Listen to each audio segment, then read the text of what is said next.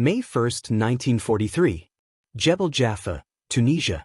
The air is thick with the smell of diesel, cordite, and sun-baked earth.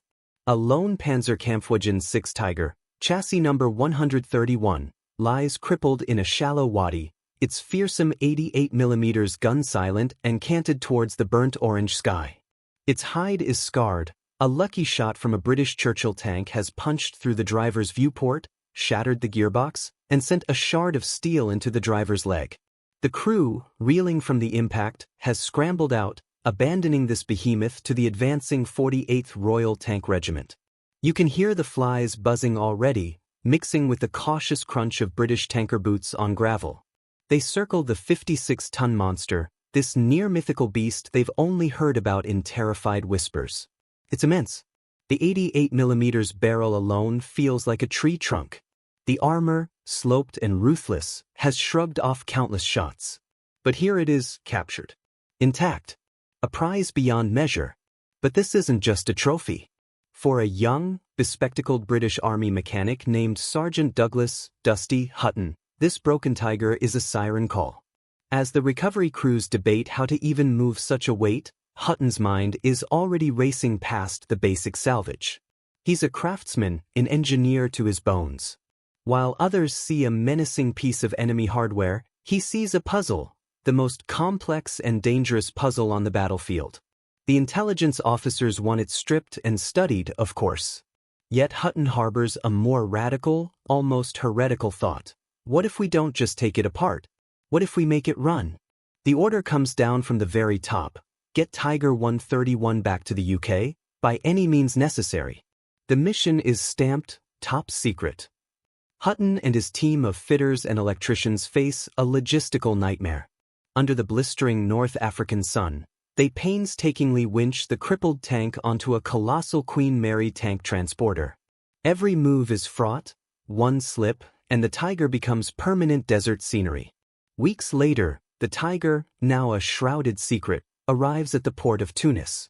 It is loaded onto a merchant ship, a hulking silhouette under tarpaulins, surrounded by a veil of rumors and strict silence. The voyage across the Mediterranean and up the Atlantic is a nerve-wracking gauntlet of U-boats. Every crewman knows the grim irony. If a German torpedo finds them, it will destroy the finest German tank they'd ever captured. The ship docks at the Royal Tank Regiment's depot at Farnborough, England. The Tiger is rolled into a secure, hangar-like workshop. The tarps come off. In the gray English light, the damage seems more profound, the scale more intimidating. The intelligence officers descend, clipboards in hand. They want diagrams, armor samples, optics assessments. Standard procedure. Dusty Hutton looks at the static giant, then at his small, dedicated team. He listens to the officers talk of dissection. He then voices the idea that will define the next year of their lives, an idea so bold it borders on insanity. We don't just study it, sir. We rebuild it. We fire its gun. We learn how to beat it by becoming it. The room goes quiet. To resurrect the enemy's most potent weapon on British soil was lunacy. A safety nightmare. A political hand grenade. But it was also the only way to truly know the beast's heart, its rhythm, its weaknesses. The fate of thousands of Allied tank crews waiting for D-Day might just depend on it. Hutton has his orders. Strip it. He is about to make a different choice. The hangar at Farnborough becomes a sealed world, a cathedral dedicated to reverse engineering a monster. The air is a permanent cocktail of metal shavings, petrol, and sweat. Tiger 131 is no longer a tank, it's 1,000 interconnected mysteries, each bolt turned with a question mark. Dusty Hutton and his team, men like fitter Jim Lathwell and electrician Bill Sparky Harris, approach it with a mechanic's reverence and a sapper's caution. The first task is surgical, removing the damaged front drive housing and the shattered gearbox. The German engineering is both magnificent and maddening. Where a British tank might use a simple pin, the Tiger employs an interlocking labyrinth of hardened steel. The torsion bar suspension system is a work of art, but each bar requires 18 tons of pressure to remove. They don't have the tools. So they make them, forge them, invent them. You can almost feel the strain in their shoulders, hear the tap-tap-tap of a hammer on a stubborn track pin that hasn't moved in months. This is a physical and intellectual duel. Every component they extract is a lesson. The armor plate isn't just thick, it's quality, a homogeneous steel that British metallurgists examine with a mix of envy and dread. The overlapping road wheels, the Schachtelhoff work, are a muddy nightmare for field maintenance, but on the hardstand, they provide an eerily smooth ride. Hutton starts to understand the Tiger's psychology. It was built for technological supremacy, not for the desperate, muddy chaos of a protracted war.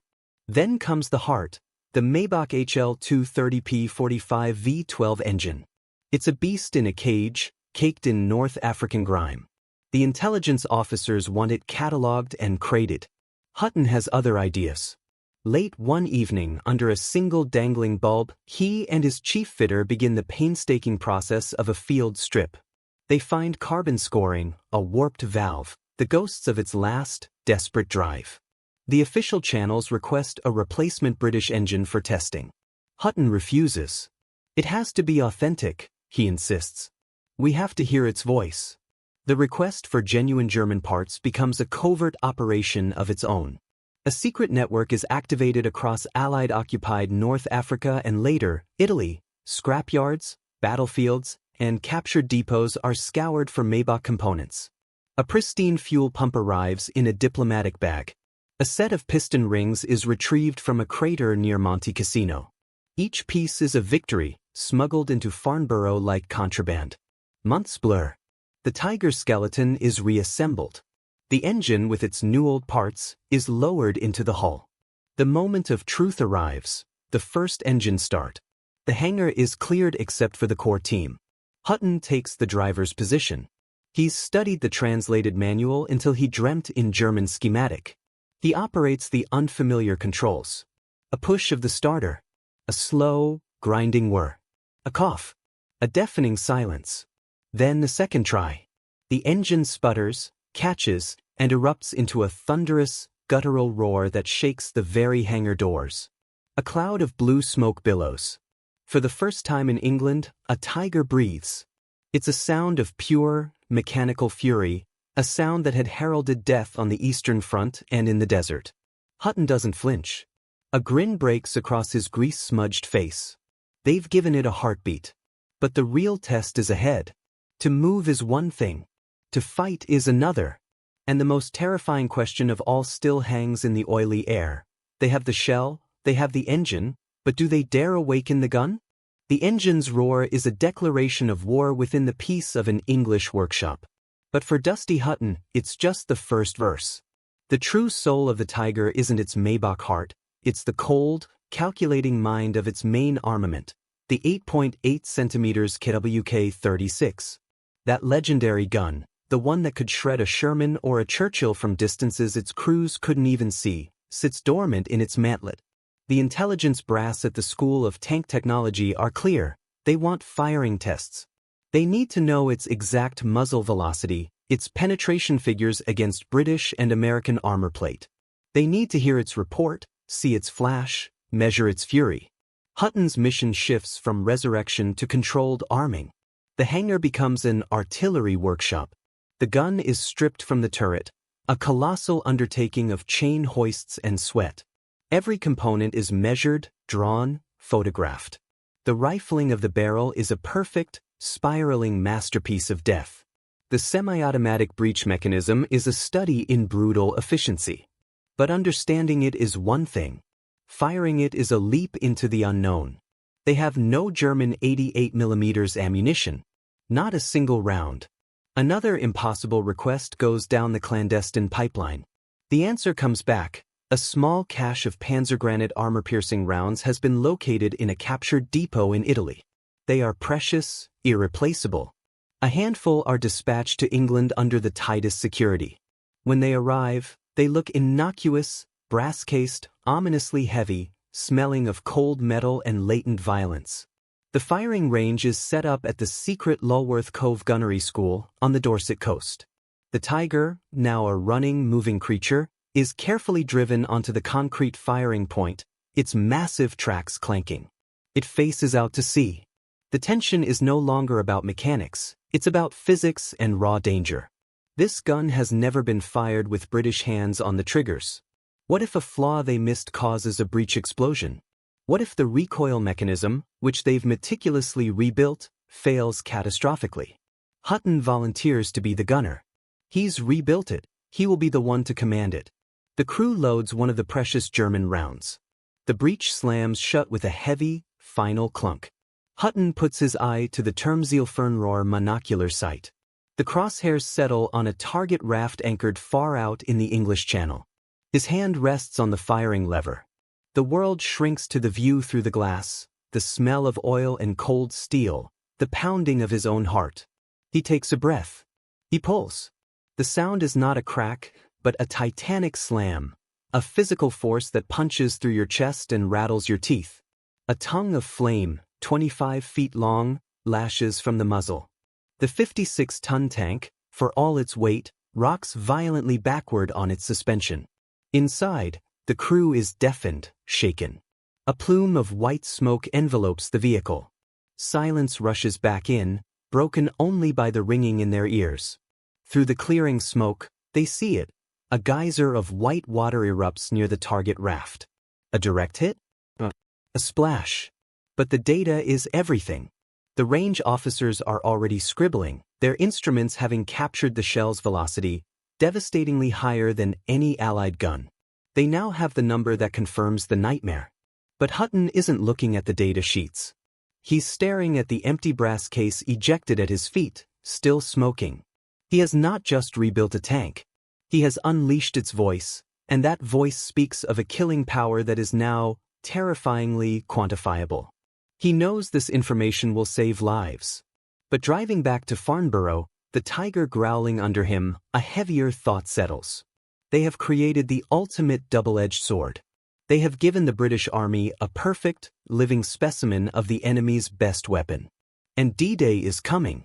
The invasion force will be packed with young tank crews who have never seen a tiger, only heard the horror stories. How do you prepare them for this? The data from Lulworth is chilling, a numerical confirmation of every grim rumor from Tunisia and Normandy. The Tiger's 88mm gun can pierce the frontal armor of a Sherman at over a mile. That knowledge is a weapon in itself, but Dusty Hutton knows numbers on a page won't stop a panicked young trooper's heart when 56 tons of German steel emerges from a Norman bocage hedgerow. A new, urgent phase begins. Tiger 131 must become a teacher. The top-secret project, codenamed Operation Tiger Tamer, shifts from pure engineering to psychological warfare training. The tank is moved to a secure training ground. Its identity is masked. The iconic German grey is painted over with a disruptive pattern of British khaki and olive green, but its unmistakable silhouette and the long, deadly barrel give it away. It is a wolf in carefully applied sheep's clothing.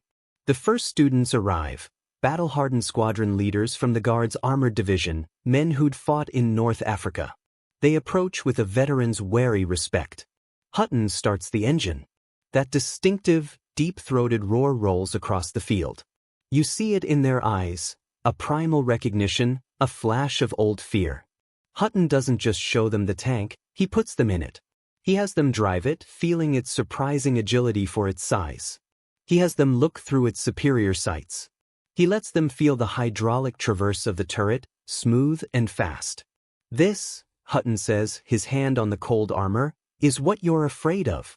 Now learn its song. The grind of its tracks is different. The engine note is lower. See how long it takes to pivot. He demonstrates its one critical weakness, the painfully slow turret traverse when the engine is off. If you hear it stop, if it's repositioning, that's your moment. That's your heartbeat to act. Next come the fresh crews, the boys who've trained on Churchills and Cromwells and are shipping to France in weeks. Their bravado evaporates the first time 131 lumbers into view, a living, breathing monster from the propaganda reels. Hutton runs battle drills. A Sherman plays the mouse, darting and hiding. The Tiger plays itself. They practice the flanking attacks, the swarm tactics, the desperate shots at the thinner side armor. They learn the only way to kill a tiger is with patience, teamwork, and a profound, disrespectful cunning. Hutton becomes more than a mechanic. He is a keeper, a translator between two armies. He sleeps in a cot near the hangar, the tiger's guardian. There's a strange intimacy now. He knows every squeak in its suspension, every whine from its gearbox. He has felt its power and studied its flaws. He respects it. In quiet moments, a disquieting thought surfaces. In another life, he would have been proud to engineer such a machine. Spring 1944 deepens. The air in southern England crackles with impending invasion.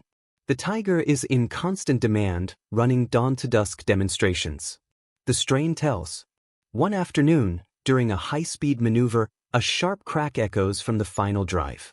The tank slews to a halt. A critical gear, one of the original, stressed components from Tunisia, has sheared. There are no spares. Not in all of England. Not in all of Allied-controlled Europe. The training grinds to a halt. D-Day is weeks, perhaps days, away. The most vital tool for preparing the invasion's tank crews is silent, broken. The brass suggests retiring it, using it as a static display. The thought feels like a betrayal to the men who will face tigers in Normandy and to the machine itself. Hutton stares at the fractured gear, a piece of German steel that has finally cried enough. He makes a decision that borders on mutiny. They will not cannibalize the tiger for parts. They will not retire it. They will not wait for a miracle from a captured depot. They will make the part. From scratch. In a British workshop. The fractured gear lies on Hutton's workbench, a dead star of hardened steel. The metallurgists shake their heads. This isn't just any metal, it's a German alloy, case-hardened to a razor's edge of durability. Replicating it with British substitutes is a gamble. Getting it wrong means stripping the tiger's final drive on some remote Norman lane, a death sentence for its crew in a training exercise, a catastrophic failure of the entire program. But Dusty Hutton has crossed a line. The tiger is no longer just an enemy vehicle, it is his charge, his mission incarnate. To let it become a static museum piece now, on the eve of the greatest amphibious invasion in history, is unthinkable. He gathers his small, exhausted team, Lathwell, Harris, the others. Their faces are smudged with oil and fatigue. We're not waiting, he tells them, his voice low. We're building it. The hangar transforms into a bespoke foundry and machine shop. They lack the precise German specifications, so they become forensic engineers. They study the fracture patterns, measure the stress points, and calculate the tooth profiles through long, candlelit nights filled with slide rules and scribbled diagrams. They must not only replicate the gear, they must potentially improve it to withstand the relentless punishment of training. They commandeer a local forge. The heat is infernal, a blistering wall that soaks their uniforms through. They work in shifts, hammering, tempering, annealing a billet of the finest British armor-grade steel they can requisition. The sound is a primordial orchestra of clanging metal and hissing steam. Hutton oversees every stage, his glasses perpetually fogged. This is no longer repair. It is an act of creation, a response to German engineering with British grit and ingenuity. 4 days, the gear is shaped, cut, and ground. The final, most delicate operation is the cutting of the teeth. A single error of 1/1000th of an inch, and the mesh will be too tight, shattering the new gear and its mating pair, or too loose, stripping them under load. They jury-rig a gear-hobbing machine, holding their collective breath as the cutter screams through the steel, throwing off a spiral of bright, hot chips. The smell is acrid, metallic. Finally, it is finished. The new gear sits on the bench, gleaming dully beside its broken predecessor. It looks right. It feels right. But the only test that matters is inside the belly of the tiger. The reassembly is a tense, silent ritual. Every bolt torqued, every bearing greased. The new gear is fitted into the final drive housing. The access plate is bolted shut. The moment arrives. Hutton climbs into the driver's seat. His team stands back, a semicircle of anxious faces. He engages the starter. The Maybach rumbles to life. He puts the tank in gear and eases on the accelerator. There is a moment of terrifying strain, a new sound, a high-pitched whine that wasn't there before. Hutton's heart freezes. But then, the sound smooths out, melding into the familiar, powerful grind of the tracks. The tiger lurches forward. It moves. It turns. It handles the weight. They push it harder, running it through a slalom course of barrels. The new gear holds. It doesn't just hold, it sings. A ragged cheer goes up from the team. They've done it. They haven't just salvaged a tank, they've improved it, grafting their own will onto German iron. The tiger is alive, and it is, in some small, vital way, now partly theirs. But there is no time for celebration. The air at Farnborough is electric with a different, heavier tension. Security tightens. Movement orders are whispered. The immense, secret mass of the Allied invasion force is coalescing. And a new, urgent directive lands on Hutton's desk. The Tiger's training role is critically important, but the invasion planners have one final, direct use for it. A use that requires it to be closer to the channel. A use that involves not just teaching, but direct, tactical deception. They are moving the Tiger. And where they are taking it, no one speaks of. June 2, 1944. A sealed convoy moves under a moonless sky, blackout curtains drawn tight. At its heart, under a shroud of heavy tarpaulins and netting, is Tiger 131. It is no longer a training aid. It is now a weapon of strategic deception, part of the vast, ghostly theater of Operation Fortitude. Dusty Hutton rides in the lead vehicle, a map on his knees he isn't allowed to look at. He feels every turn, every stop. The air is thick with the smell of damp canvas and anticipation. They arrive not at a training ground, but at a staging area near the coast in Sussex, part of the fictional 1st United States Army Group, FUSAG, a paper army commanded by the famously aggressive General Patton, a force Hitler's high command still believes is the real threat poised to strike at the Pas-de-Calais. The area is a masterpiece of illusion. Inflated rubber tanks, plywood aircraft, empty tent cities buzzing with fake radio traffic. And now they have a centerpiece, a real, operational Tiger tank. Hutton's orders are precise and surreal. Under strict supervision from Intelligence Corps officers, his crew is to make the Tiger visibly, audibly present, but only as a fleeting phantom. They run its engine at dawn and dusk, letting that distinctive, thunderous roar carry on the sea wind. They make short, muddy moves in full view of potential spies, before concealing it again under camouflage nets amidst the dummy Shermans. The goal is to feed the narrative.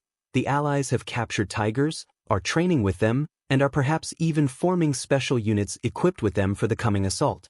Hutton feels the absurd weight of it. He is using the machine he resurrected to tell a lie that could save thousands of lives. He catches glimpses of other soldiers, Americans and British alike, staring at the partially concealed beast with a mixture of awe and confusion. The rumor mill does its work. Word of a British Tiger slithers through the ranks, adding another layer of credible mystique to the Fortitude charade. Then, on the evening of June 5th, the atmosphere crystallizes into something razor-sharp. The fake radio traffic reaches a fever pitch. The real invasion fleet is slipping out of ports to the west. Hutton is ordered to make one final, definitive engine run at 2,300 hours. He climbs into the commander's cupola, starts the engine, and lets it idle for 10 long minutes. The sound is a deep, vibrating promise of violence in the dark. He cuts the engine. The sudden silence is deafening, filled only with the distant, muffled roar of hundreds of real aircraft beginning to fill the skies overhead, the vanguard of the airborne assault heading for Normandy. The Tiger's role in the Great Deception is over. As the first paratroopers descend into the orchards of France, Hutton receives new orders. The invasion is underway. The need for tactical training has vanished, replaced by the desperate, immediate needs of combat. The Tiger is to be moved again, immediately.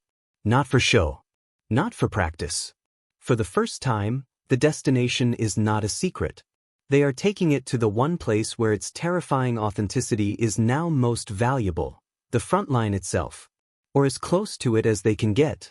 The intelligence officers want it near the beachhead, a mobile classroom for the waves of fresh, green Allied tank crews now landing under fire, crews who will soon meet the real Tigers of the Wehrmacht's panzer divisions in the hell of the Bocage. Hutton guides the Tiger onto a heavy tank transporter. As they drive through the now bustling, grim-faced chaos of the invasion rear, the sounds of war are no longer an exercise. They are a constant, distant thunder from across the channel.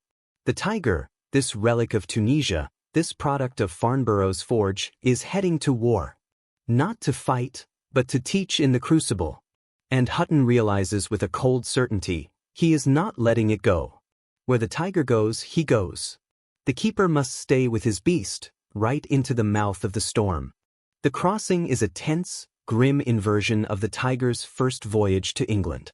Now, the channel is a highway of violence, choked with ships streaming towards a smoke-obscured shore. Tiger 131, still in its British camouflage, is lashed to the deck of a landing ship, tank, St. A strange, hulking prize amidst the rows of fresh Shermans and sweating infantrymen. Dusty Hutton stands on deck, watching the coastline of France resolve from a smudge into a topography of fire and noise. It is D+3. They land at Gold Beach. The reality of Normandy hits them like a physical blow. The sweet, rotten smell of blown-apart fields, cordite, and something else, something metallic and awful, hangs in the air. The beach is a chaotic symphony of cranes, bulldozers, and shouted orders. And everywhere, the shattered carcasses of tanks, British, American, German, lie burned and twisted, their crews gone. The Tiger's engine starts with its familiar roar, a sound that now draws not curious stares, but looks of raw, instinctive panic from passing infantry who've already met its kind.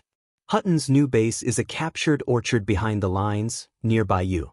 It becomes a gruesome, open-air classroom. The students are no longer fresh-faced boys from training schools. They are haggard, hollow-eyed tank commanders from the 7th Armored Division, the Desert Rats, and the newly arrived Guards units. They come straight from the front, their own tanks still warm, often smeared with the remains of friends. Hutton doesn't give lectures. He gives demonstrations on a stage of mud and death. He points to the Tiger's frontal glacis. You see this? Your 75mm gun cannot scratch it here at any range. Don't try. He walks them to the side. This is your home. The side and rear armor. You must get here. He has them crouch behind the hull while he fires the machine guns into a bank of earth, letting them feel the psychological storm of being pinned. The most powerful lessons come from the wrecks that litter the countryside. Hutton leads crews to knocked-out German Mark IVs and the occasional, dreaded real Tiger. They poke through the killing blows, the lucky shots through the thinner rear plate, the jammed turret rings from mortar bombs, the fatal hits on the overhanging engine deck. He uses 131 to show them the angles of attack, the dead zones in the commander's vision. It is a brutal, hands-on education in survivability. One afternoon, a young Sherman troop commander, his hands still shaking from a recent ambush, stands before Hutton. We heard it, the gun. It's like nothing else. It punches through the air before you even hear it. How do you live with that sound? Hutton looks at the boy, then at his Tiger. He doesn't offer empty comfort. He climbs onto the Tiger, motions the commander up, and puts him in the gunner's seat. You hear it from in here, Hutton says, his voice flat. It's just a sound. A recoil. A job. It's the men outside who are afraid of it. Remember that. You are not outside. You are inside, doing your job. Your job is to get to his flank before he does his. The training is relentless, day and night. The Tiger becomes a spectral fixture of the rear areas, a bizarre sight. A German King tank shepherding Allied crews, its British Guardian forever fine-tuning its engine. The strain on the machine is immense. The new British-made gear holds, but other, original parts begin to protest. A torsion bar snaps. A fuel line, fatigued from years and stress, springs a leak. Hutton and his dwindling team perform miracles with spanners and sheer will, patching, repairing, keeping the beast alive. Late one evening, as they work by lantern light, the distant thunder of the front is punctuated by a new, closer sound, the sharp, unmistakable crump of German artillery walking closer to the orchard. A stray shell lands 100 yards away, shaking the ground and showering them with dirt and leaves. The war, which had been a lesson plan, has just RSVP'd to their classroom. Hutton looks up from the engine deck, his face illuminated by the flickering light. The orders are clear. If the line collapses, the Tiger is to be destroyed to prevent recapture. He looks at the machine, then towards the sound of the guns. The line between teacher and combatant, between keeper and combat engineer, is about to vanish. The shelling stops as abruptly as it began, leaving a ringing silence thicker than the noise. The air in the orchard smells of turned earth, explosives, and diesel. The lesson is over. The front is bleeding backwards. Dusty Hutton's command is no longer about instruction, it is about preservation and denial. The standing order echoes in his skull: demolish the tank if capture is imminent. He cannot do it. Looking at 131, oily and formidable under the camouflage netting, he doesn't see just a machine of war. He sees 1,000 man-hours of sweat and ingenuity. He sees the fractured gear they forged, the smuggled fuel pump, the young tank commander's eyes understanding his own survival for the first time. To blow it up feels like murdering a repository of hard-won knowledge. There has to be another way. A dispatch rider finds him, splattered with mud. The intelligence officers are pulling back to a more secure HQ. They assume Hutton will follow demolition protocol. He gives a non-committal nod. As the rider disappears, Hutton gathers his exhausted team. Their faces are gaunt in the twilight. "We're not scuttling her," he says, his voice low but ironclad. "We hide her. So well that even our own side won't find her until we come back." It is a colossal risk. If the Germans overrun the position and find the intact Tiger, Hutton could be court-martialed for gifting the enemy their own weapon back. But his logic is that of a mechanic, not a soldier. You don't destroy the only perfect tool you have. Under cover of darkness, they move. The Tiger's engine is a thunderous betrayal in the quiet night, so they use 2 recovery vehicles to tow it, its tracks locked and dragging, deeper into the Norman countryside. They find a small, thick copse of trees, untouched by shellfire, with a natural dip in the land. They spend hours with shovels, widening the hollow. They fell trees by hand to create a makeshift roof, then laboriously drag and lay a lattice of branches and netting over the 56-ton tank. They scatter leaves, dirt, and underbrush. By first light, Tiger 131 has vanished. It is not just camouflaged, it has been swallowed by the earth itself. Hutton and his team withdraw, joining the flow of support personnel moving to safer positions. He says nothing of the Tiger's fate to his superiors, offering only a vague confirmation that the asset has been secured.